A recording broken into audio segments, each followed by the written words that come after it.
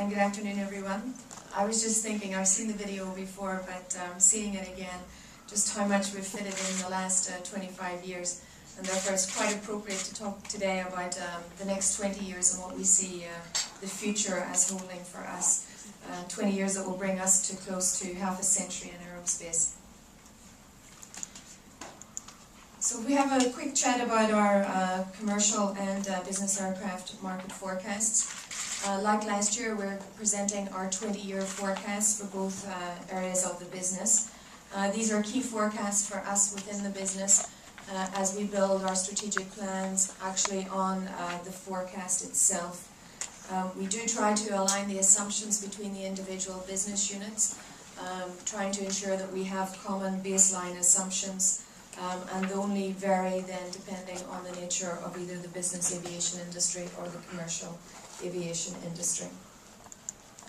So those assumptions, similar again to last year, really looking at the cyclicality of our business and in demand, and the links to the general economy overall and wealth creation.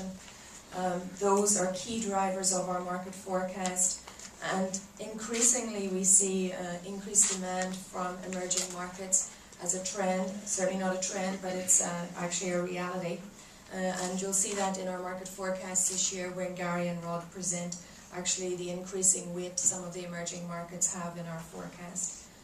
Our assumption is the markets will continue their trend towards liberalization and that there will be no restrictions due to access to financing, so that our customers will be able to access financing to make their purchases.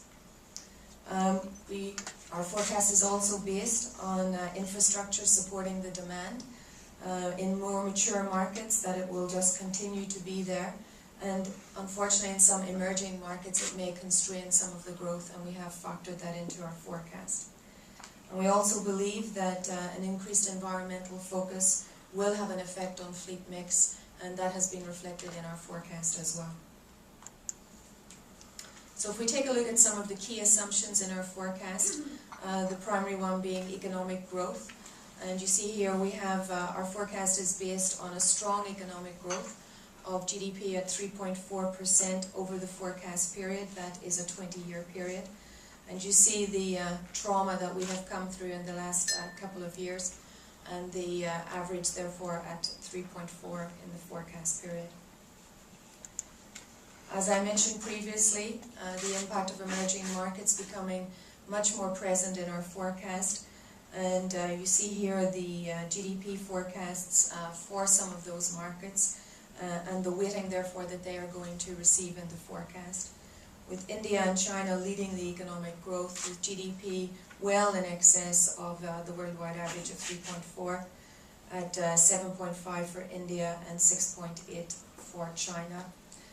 The graph in the corner giving you an indication of where around the world you see the regions, green being anything over 4% economic growth. So lots of opportunity for aviation in lots of markets in the world.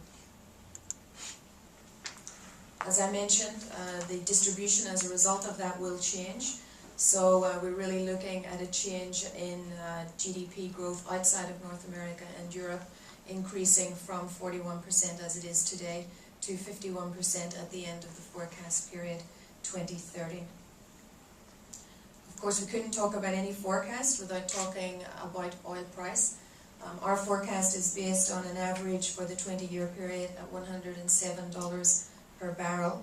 You can see that that's significantly in excess of the history of oil price, but is actually lower than some of the recent spikes that we have experienced. And that is based on EIA forecasting data for 20 years. Of course, we don't have the crystal ball and the certainty that we would like, so we realize that unforeseen events could impact the assumptions and the result of those assumptions in our forecast. So there could be events that either give us tailwinds or headwinds. Mostly with headwinds we've been experiencing in the last period of time. But if we do see increased wealth creation, whether in emerging markets or in our traditional more mature markets, that will improve the potential for aircraft deliveries over the period. as will technological breakthrough, so new products coming to market and new technology coming to market. Unfortunately, I think we're all too aware of how political events, acts of terrorism have actually changed the face not only of aviation but of the worldwide economies over the last period of time. And again, those are not something that we could factor into a forecast, but will continue to reflect in the actual performance of our industry. So I will take questions at the end, but at this stage I'll pass over to Gary and ask him to share with you the actual details of the commercial aircraft forecast.